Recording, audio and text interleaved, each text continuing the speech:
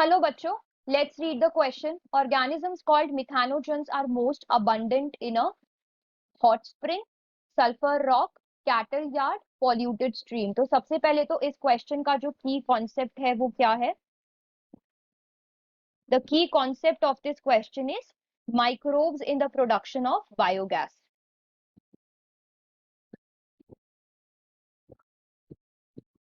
Microbes in the production of biogas. तो सबसे पहले इस क्वेश्चन में हमें यही पता होना चाहिए कि बायोगैस क्या होता है। बायोगैस जो है ये एक मिक्सचर ऑफ गैसेस होती है जिनको माइक्रोब की एक्टिविटी की वजह से ही प्रोड्यूस किया जाता है। तो बायोगैस में कौन कौन सी गैसेस प्रेजेंट होती हैं? बायोगैस में हाइड्रोजन सल्फाइड गैस प्रेजेंट होती है, hydrogen sulphide, CO2 and methane, जिसमें से मीथेन जो है वो सबसे ज्यादा डोमिनेंट होती है, 60 to 70% यही प्रेजेंट होती है। अब कुछ बैक्टीरियाज होते हैं, जैसे कि बायोगैस का प्रोडक्शन कैसे होता है हम यहाँ पे वो भी समझ सकते हैं। सबसे पहले तो जो कुछ बैक्टीरियाज हैं, ठीक है, जो एनारोबिक बैक्टीरियाज है जिनका नाम है मिथानोजेंस, जिनके बारे में क्वेश्चन में बोला गया है। तो मिथानोजेंस उसका एक बहुत अच्छा एग्जाम्पल है मिथानोबैक्टीरियम।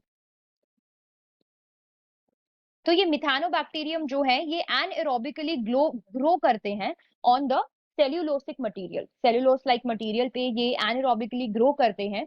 और जब ये ग्रो करते हैं, जब ये ग्रो करते हैं उस वक्त ये प्रोड्यूस करते हैं a large amount of hydrogen sulphide, carbon dioxide, methane and also hydrogen gas. तो ये जो कलेक्टिवली इन गैसेस को प्रोड्यूस कर रहे हैं, इसी गैस को हम बायोगैस भी बोल देते हैं। अब थोड़ा सा इसमें डिस्कशन हम और कर लेते हैं आंसर फाइंड आउट करने के लिए। तो मिथानोजेंस बैक्टीरिया ये कैटल के र्यूमन में प्रेजेंट होते हैं। र्यूमन इज द स्टमक का पार्ट होता है। तो र्यूमन ऑफ कैटल,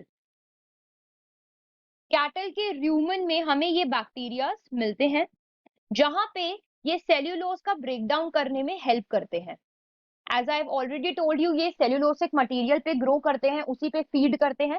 तो they break down of the cellulose में ये हेल्प करते हैं इन द कैटल। जैसा कि हमें पता है कि कैटल्स में सेल्यूलोज प्रेजेंट होता है, वो ग्रास को फीड करते हैं, ठीक है ना। तो they help in the break down of the cellulose, और इसीलिए ये कैटल के न्यूट्रिशन में एक बहुत अच्छा रोल प्ले करते हैं। और जिसकी वजह से जो कैटल डंग होता है, कैटल डंग होता है जिसे हम कैटल का एक्सक्रीटा भी बोल सकते हैं, या फिर आप इसको हिंदी में you also call it gobar, correct. तो जो कैटल डंग होता है it is rich in these bacteria, cattle dung is rich in these bacteria. Methanogen bacteria में, मिथानोजन बैक्टीरिया जो है वो कैटल डंग में रिच होते हैं, ठीक है।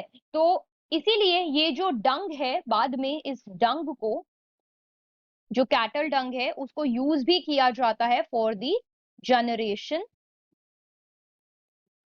Of biogas. बायोगैस या फिर उस गैस को आप गोबर गैस भी कहते हो, तो इसकी जनरेशन के लिए डंग को यूज किया जाता है। क्योंकि इस कैटल डंग में कौन रिच है? Methanogen bacteria, they are rich, right. तो इसीलिए हम क्या बोलेंगे कि हमारा फाइनल आंसर क्या हो जाएगा? Cattle yard. कैटल होंगे, कैटल यार्ड के अंदर कैटल होंगे और वहीं पे कैटल डंग भी होगा, एंड देयरफॉर वहां पे मिथानोजन बैक्टीरिया सबसे ज्यादा अबंडेंट होंगे। इसीलिए हमारा जो फाइनल आंसर है वो क्या है? Cattle yard is our final answer. I hope you understood it well. Best of luck.